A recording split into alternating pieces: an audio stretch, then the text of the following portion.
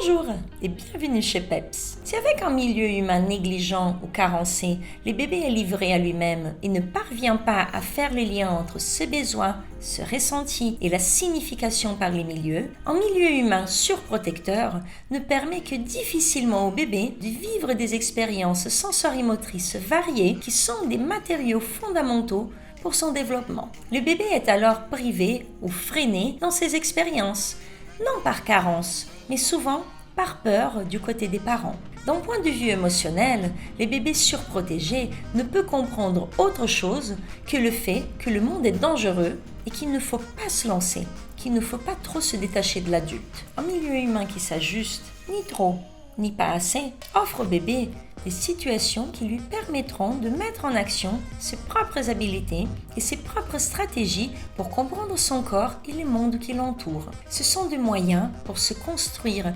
physiquement et émotionnellement, pour faire face aux situations qu'il va rencontrer dans sa vie. Et cela ne se fait pas par évitement, ce qui n'est pas pareil que de laisser son enfant se mettre en danger. Cela me rappelle la situation d'une petite fille que j'ai reçue en consultation avec sa maman entre 2 et 3 ans. Elle avait un décalage dans son développement et n'avait pas encore les langages verbal. C'était une petite fille très lente, instable dans sa motricité et qui avait besoin de beaucoup de temps pour faire ses expériences. Plus de répétitions aussi. Sa maman, une adorable maman par ailleurs, s'ajustait beaucoup à ses difficultés et je dirais beaucoup trop.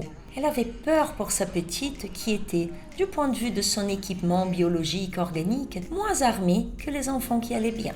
Elle voulait aussi lui apprendre comment bien faire. Souvent, au lieu de rester à ses côtés, d'attendre que sa fille arrive au bout de ses actions et de la soutenir quand elle n'arrivait pas, cette maman faisait à sa place ou éviter de mettre sa fille dans des situations où elle serait en difficulté. Cette petite fille n'avait alors ni la possibilité d'expérimenter suffisamment des situations nouvelles et à son rythme, ni l'appui émotionnel pour y arriver ou pour se réconforter en cas d'échec, car il n'y avait pas d'échec. Et au lieu de s'enrichir d'expériences nouvelles, elle était prise dans une boucle qui fragilisait davantage ses moyens corporels, car moins d'expérience, et qui la fragilisait sur les plans émotionnels, car elle avait peur de tenter. Du point de vue de son développement psycho-affectif, elle se comportait alors comme un bébé, un très grand bébé. C'est l'issue psychique qu'elle a trouvée.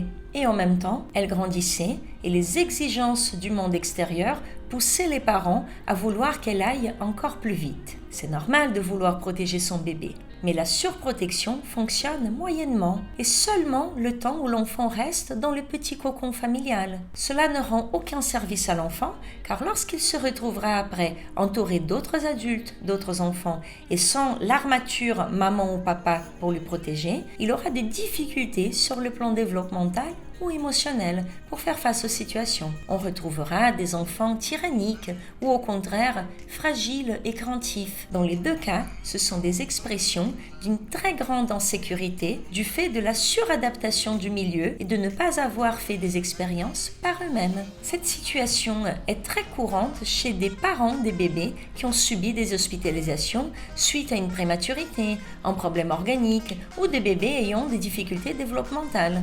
Mais aussi pour des parents qui ont vécu eux-mêmes des situations difficiles pendant l'enfance. Des parents qui ont vécu des carences et qui se retrouvent dans l'autre extrême en devenant parents. Ou des parents qui ont été eux-mêmes surprotégés. Dans tous les cas, cette surprotection cache des angoisses parentales importantes qui ne doivent pas être sous-estimées. Le rôle des parents n'est pas facile. C'est important de se laisser surprendre, se laisser déborder par le bébé et l'enfant qui grandit à chaque jour. On ne renvoie pas les mêmes émotions ou les mêmes messages à l'enfant qui nous surprend ou à l'enfant qui fait exactement ce qui est attendu. Cet ajustement permanent, c'est ça être en appui pour son enfant. À la prochaine!